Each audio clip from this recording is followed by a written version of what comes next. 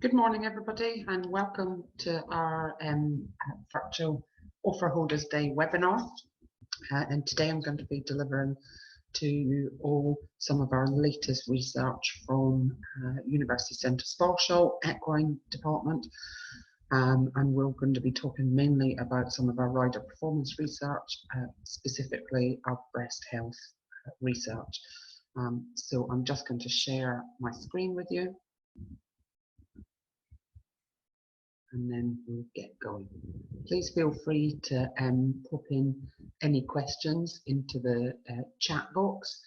But can I just ask you, if you put questions into the chat box, then please make sure that you do it to click the little button that says above it to panelists and attendees, so that everybody can see your question.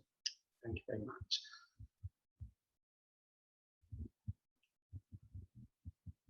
So first of all, before we start, I just want to say welcome to University Centre Sparsholt, and we're really sorry that we can't welcome you here in person. It's a real shame because of circumstances, because we were really looking forward to meeting everybody. However, this is second best, and this is what we would have been talking about on the day, so hopefully you'll get an idea of some of the research that we do, and we're very proud of this research. This is world-leading research, and so therefore it's really nice to be able to share that with you. So we have a hashtag for this research, which is Banish the Bounce. So if you follow any of us on social media, you'll be able to see some of our results popping up there, and also calls to participants.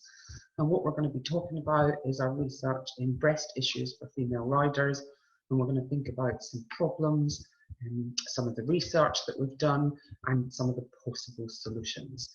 And hopefully you'll be able to leave this session today having maybe a better idea of things like bra fit and what impact breast biomechanics might have on you as a rider. So today we're going to be talking mainly around these subjects. We're going to be talking about a background to breast issues in female riders and why they may be a problem. We're going to look at some of our published research studies and take you through some of our main results and findings. We're going to be looking at what happens in breast biomechanics in female riders and how the breast moves. We're going to introduce you to some of our bra fit resources that we have that have been published, and also talk about hopefully some future research and possibly upcoming projects that perhaps when you decide to come to University Centre Sparsholt that you might be able to help with. And also then at the end we're going to go on and talk about the fact that it's not all about the bounce. We do lots of other rider performance research, and we'll have a chat about the other research that we do.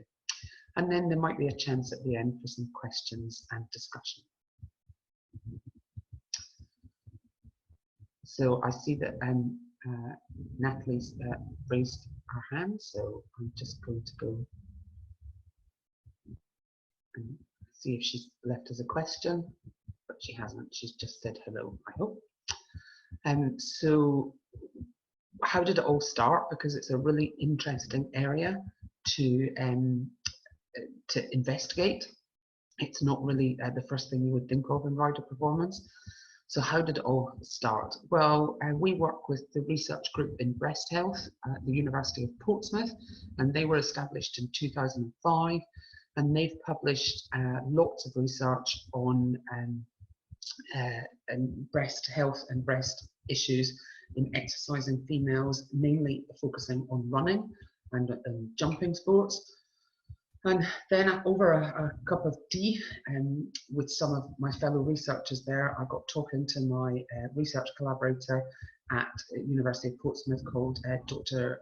Jenny Burbage, and Jenny mentioned that her area of research was in breast biomechanics in runners, and I mentioned that anecdotally this is a problem in riders and that no work had been done in that area. So Jenny was really interested in the possibility of looking into this area further. So we started a collaboration for research with us, University Centre Sparsholt, and Co-op Stables, who very kindly allowed us to use their mechanical horse, and also the University of Portsmouth.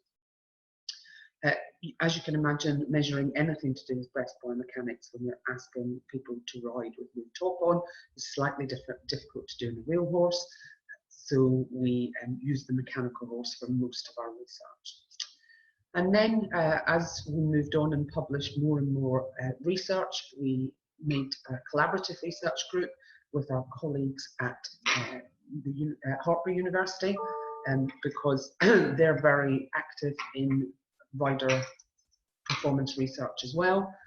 So we thought that made a really good collaboration, and we're really interested in collaborating with lots of other universities that have the kind of facilities we do, because that means we end up with better and bigger research projects that hopefully will make more impact in the industry. And then we also joined the Rider Health and Wellness International Community of Practice, focusing on female equestrian health, and that's run primarily by the University of Kentucky in the United States. But there's members of that from all over the world, stretching from New Zealand to Canada to Russia. So that's a really good research group to be part of. And what do we want to do within that? Well, the aim, really, our aim for all of our research is to understand breast health issues and other challenges that are faced by female horse riders. We're not just interested in the breast health issues, that just happens to be my particular area of research, but we look at many aspects of rider performance as well within our research group. So why is the breast such a problem? Well, the medical structure of the female breast is, we're naughty, half the population are female, and we don't actually know that much about our breast structure, our breast anatomy and physiology. And fundamentally, the breast has very weak intrinsic support. It's actually only supported by a ligament called Cooper's ligament and the skin. And both of these can be stretched beyond their elastic limit by exercise-induced displacement. So basically, if those support structures go beyond that elastic limit, you can end up with the breast sagging, or you can end up with pain and discomfort during exercise, both of which can end up being a barrier to participation for exercise. And females in general don't really exercise as much as they should do, and many people who ride as well, horse riding is the only form of exercise that we do. So we were particularly interested in this area to understand what's going on in the horse world. And anecdotally, there's stories of people using vet wrap, for example, to strap themselves down, or using 2 bras when they're riding. So we thought it was an area that really needed investigation. And that's often how you choose your research area. Your research area isn't just about research that is novel and new, but it's about questions that need to be answered. And even if we think we know about what is going on out there with the rider, if we haven't got measures, then actually we don't really know what's going on. So I've got a little video that I hope will work.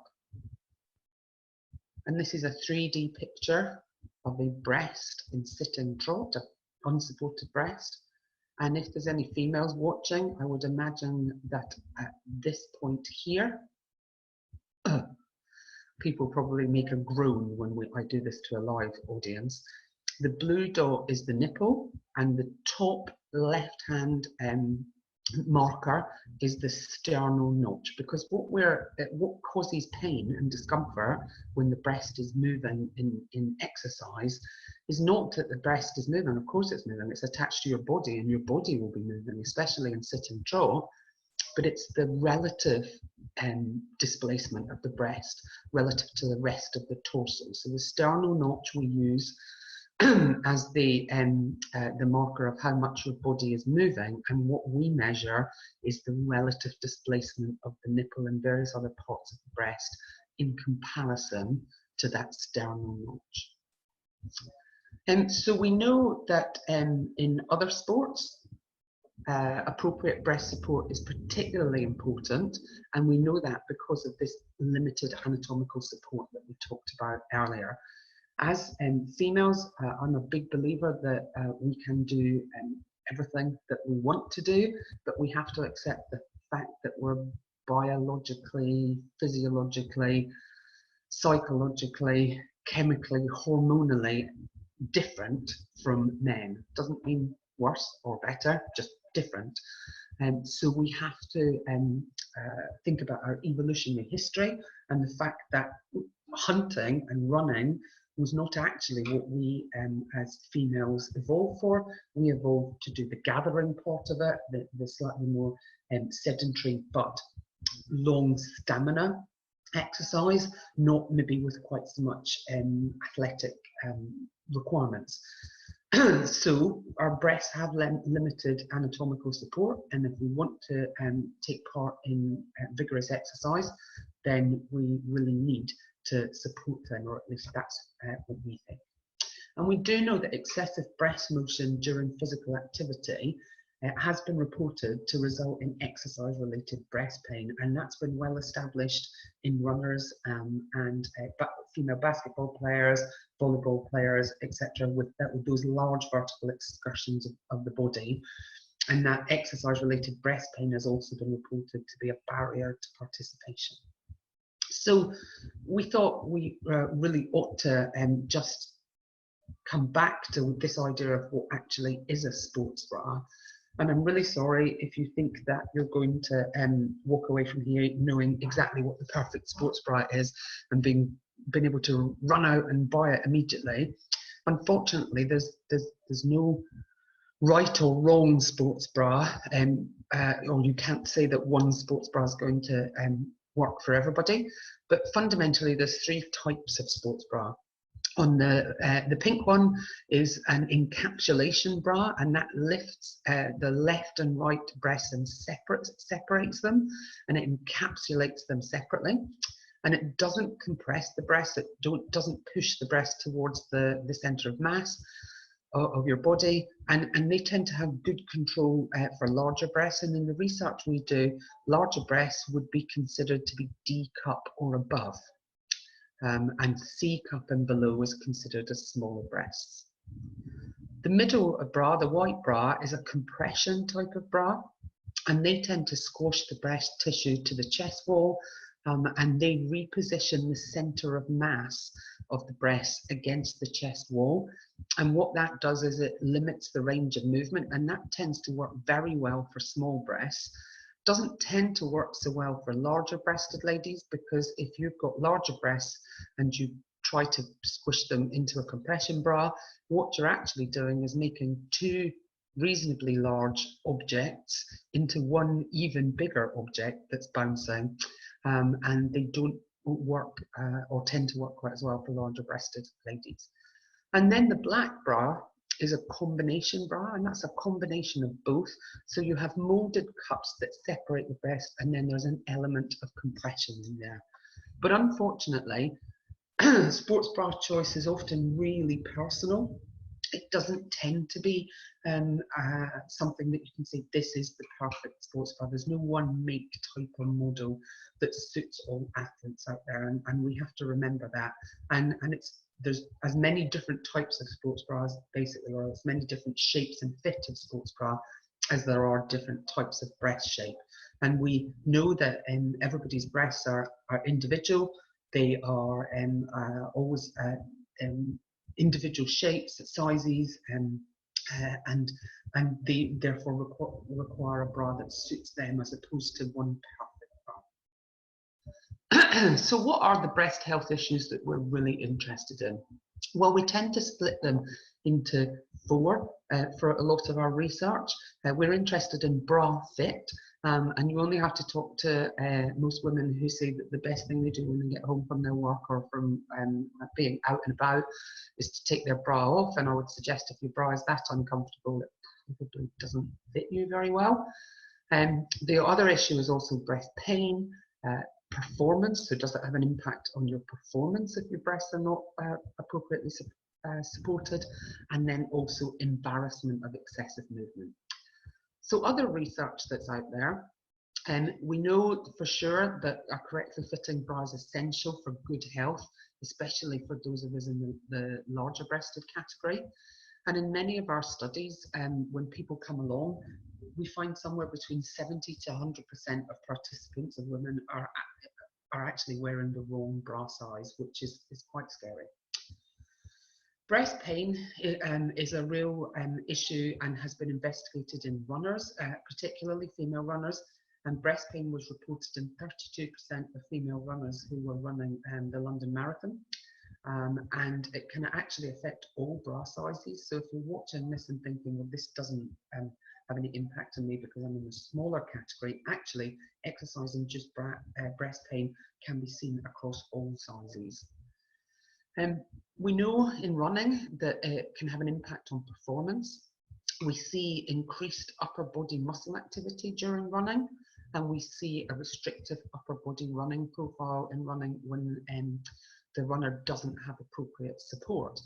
And if this is the case in riders as well, there's a possibility that our not being effectively supported is impacting our riding, because in our riding we have to communicate with the horse through using our hands, and if our hands are being controlled by muscles that are doing too much work because you don't have the appropriate support, then it could have an impact on your communication with the horse. And then there's also the element of embarrassment. In many cases there's a reluctance to exercise due to embarrassment because of excessive breast movement. And in a survey done by Burnett et al., the breast was considered to be a barrier to exercise for 17% of women. So obviously there's a problem out there. So why were we interested in horse riding?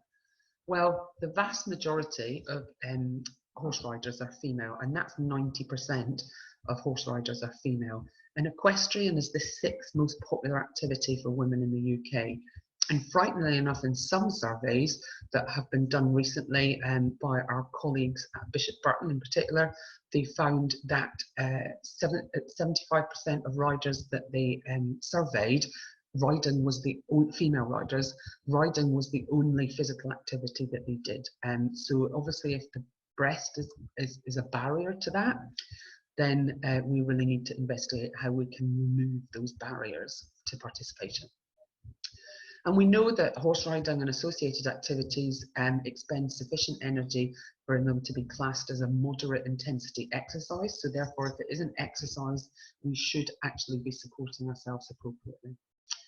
Keo Terada, who's a researcher in Japan, but when she was working with a researcher called Hillary Clayton in America, she performed a lot of studies on the muscle usage of riders, and she basically stated quite rightly that when the rider is riding, there's large vertical excursions of the horse's body, and that bouncing motion is transmitted to the rider, who has to learn to accommodate this.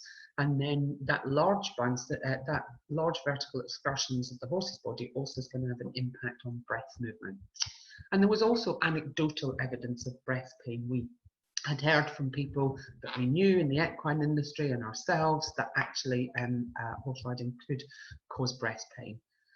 And fundamentally, if we're going to be impacted by this breast pain and make us perhaps stiff or unbalanced, we know from research done by Grieve and Dyson that riders who are stiff and unbalanced and in pain could very well be having a negative impact on the training and welfare of our horse. And as a foundation to everything we do in our research, all of our rider performance research, what we're particularly interested in is how what we do as riders impact the welfare of our horse.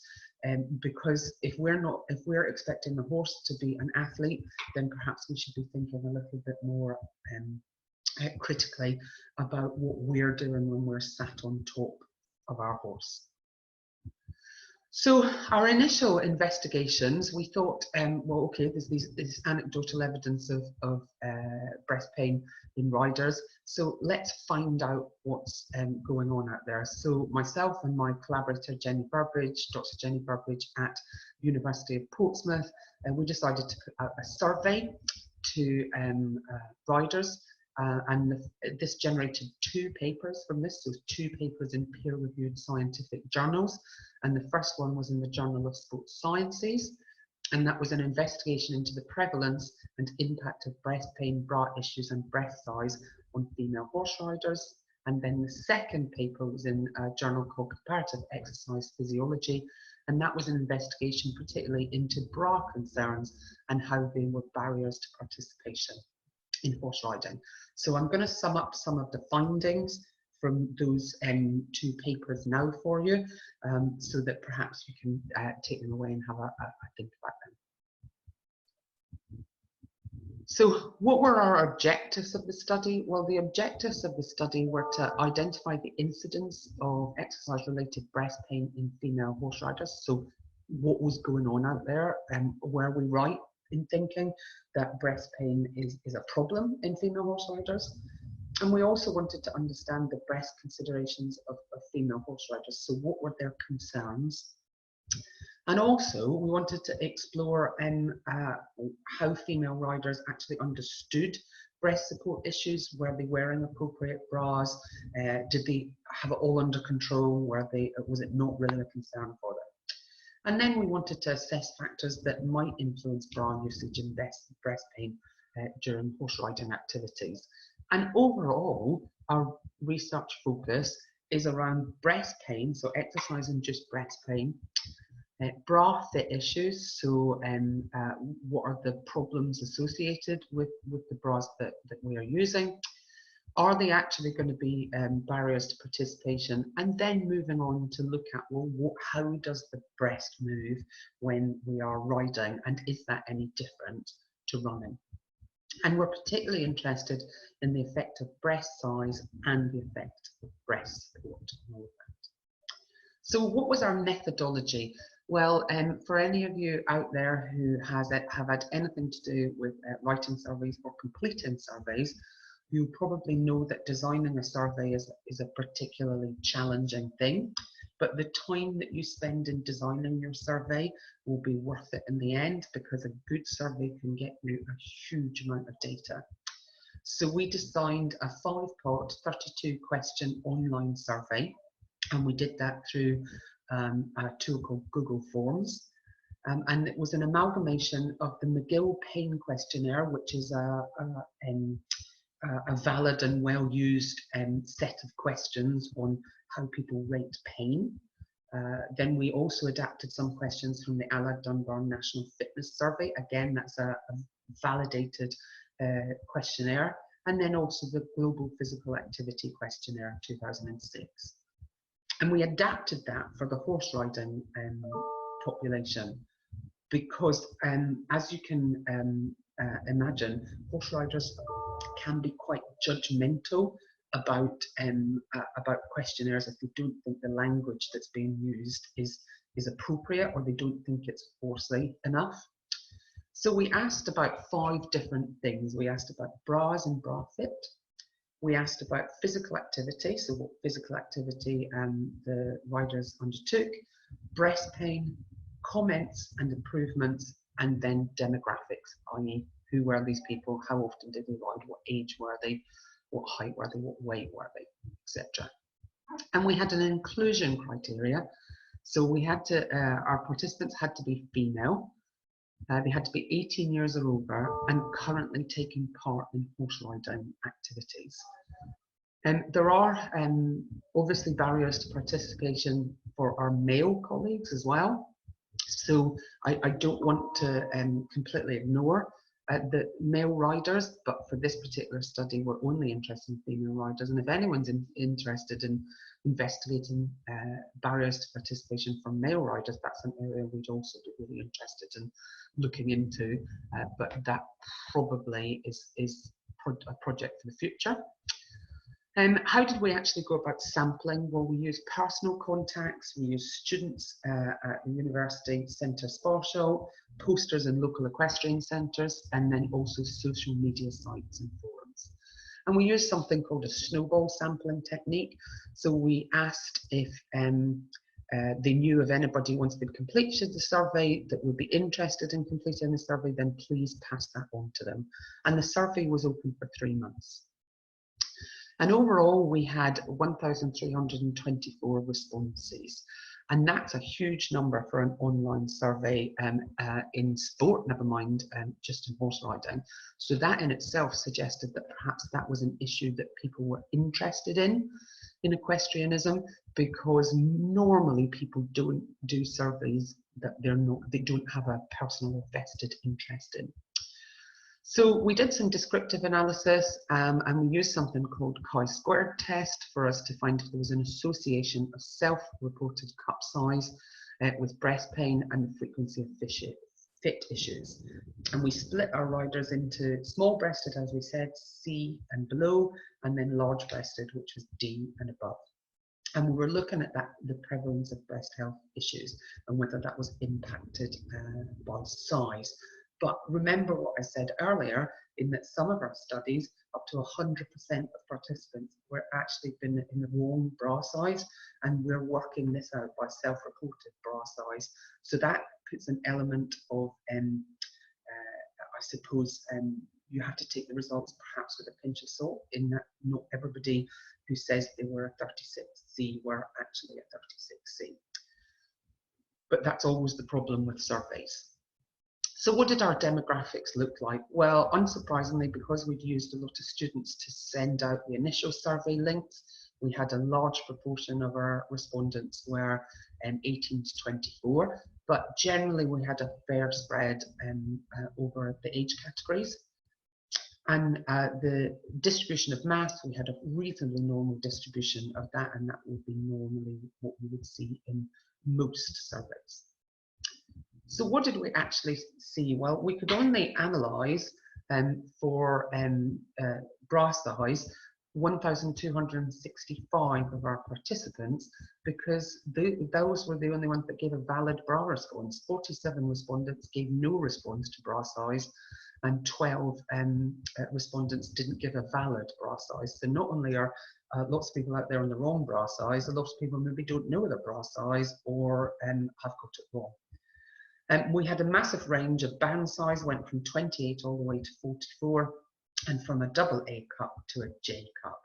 And the mode was 34B, that's the one that we saw the most commonly, and the mean, i.e. the average, the middle, was 34C.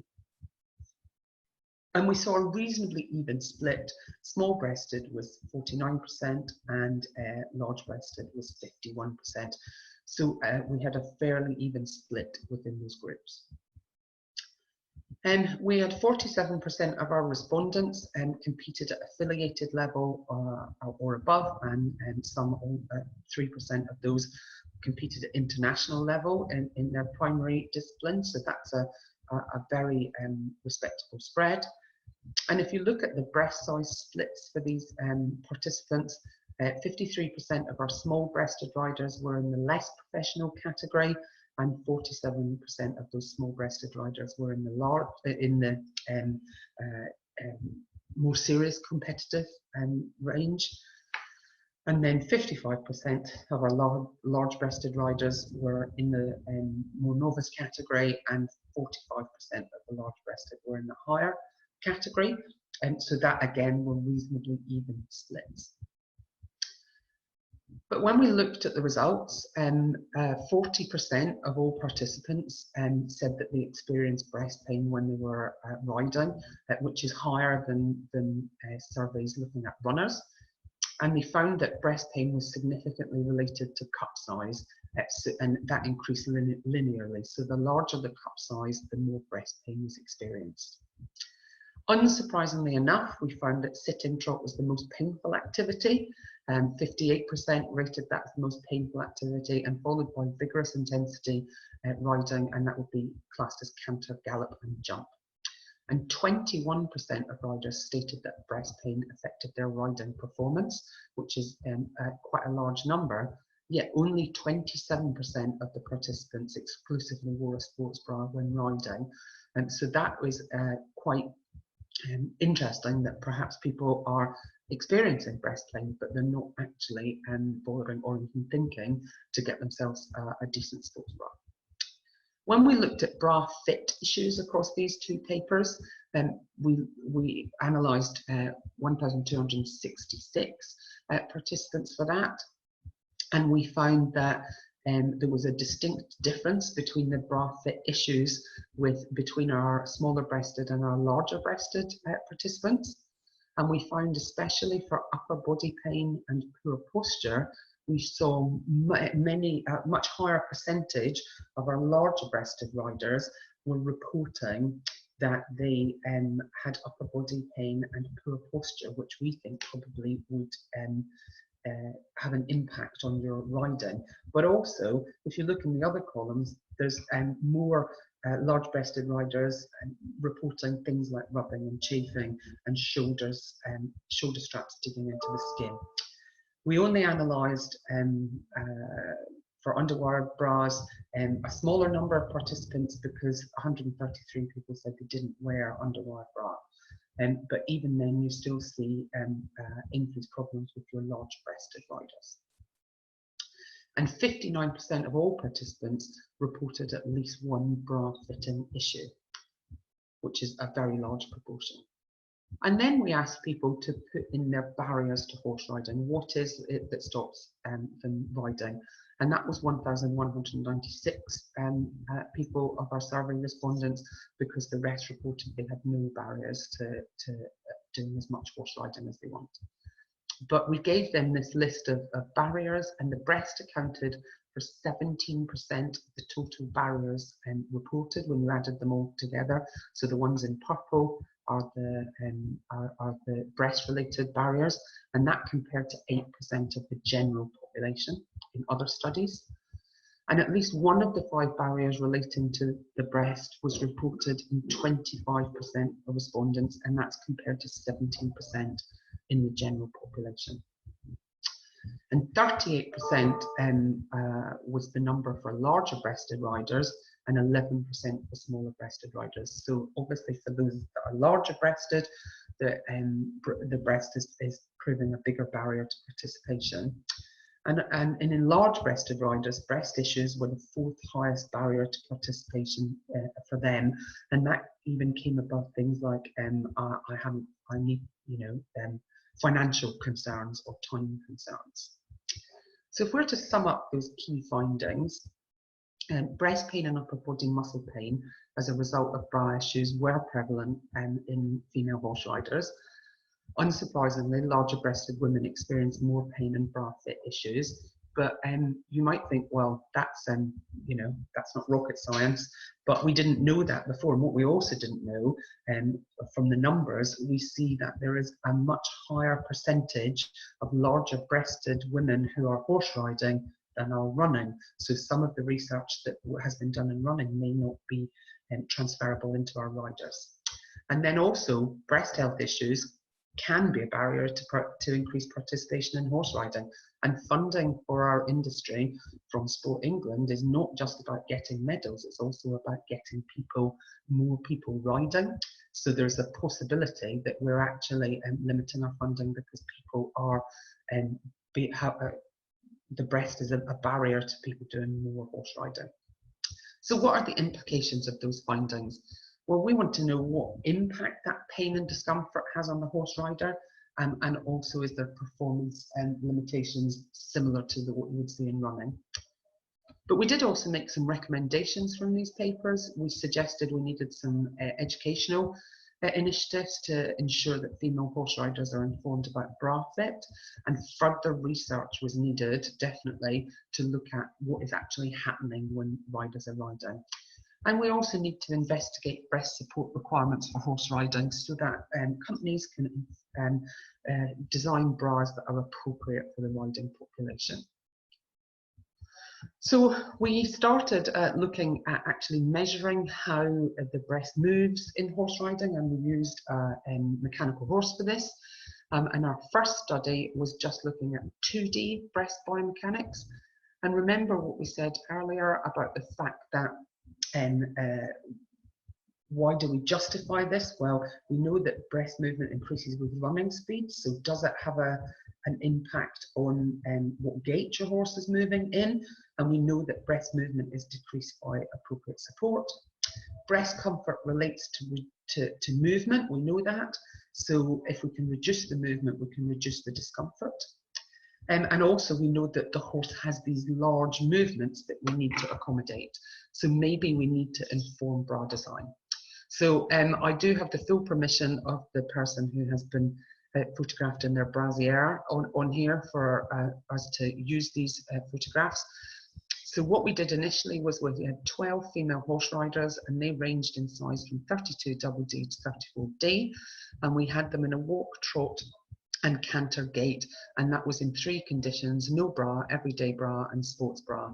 And we put reflective markers on them so we could use our software to track the movement of not just their position but also their relative breast displacement. And after every condition, we asked the riders to rate their breast discomfort on something called a visual analog scale. So that's a 10 centimetre line, and they mark their discomfort going from excruciating pain all the way to no pain at all.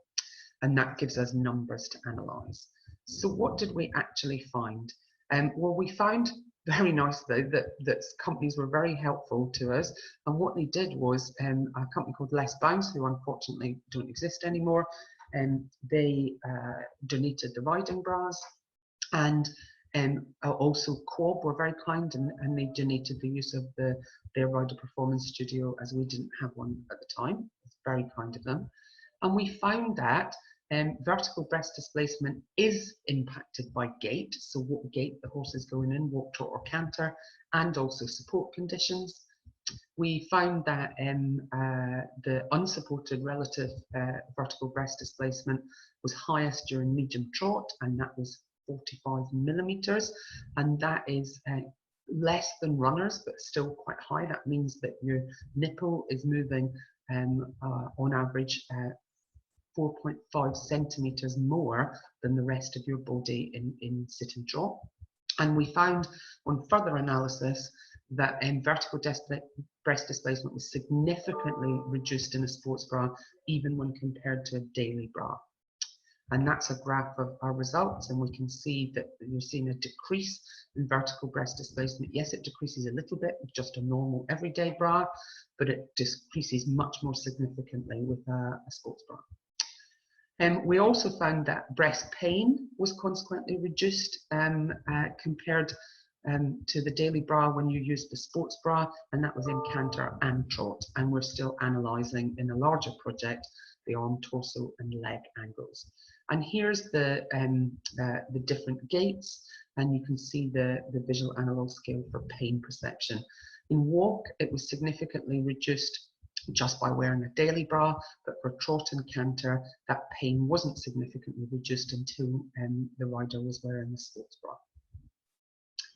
So our key findings is that we saw less displacement than we saw in running, but we did see that that displacement was significantly decreased by appropriate support, and that pain was also significantly reduced.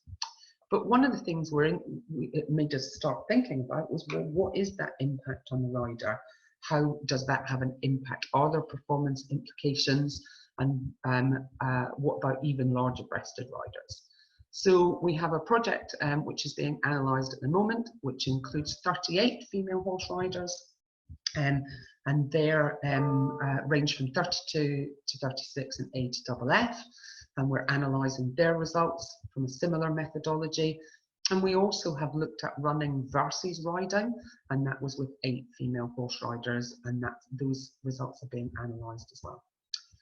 One of the things we're particularly interested in is disseminating our research, and we do that.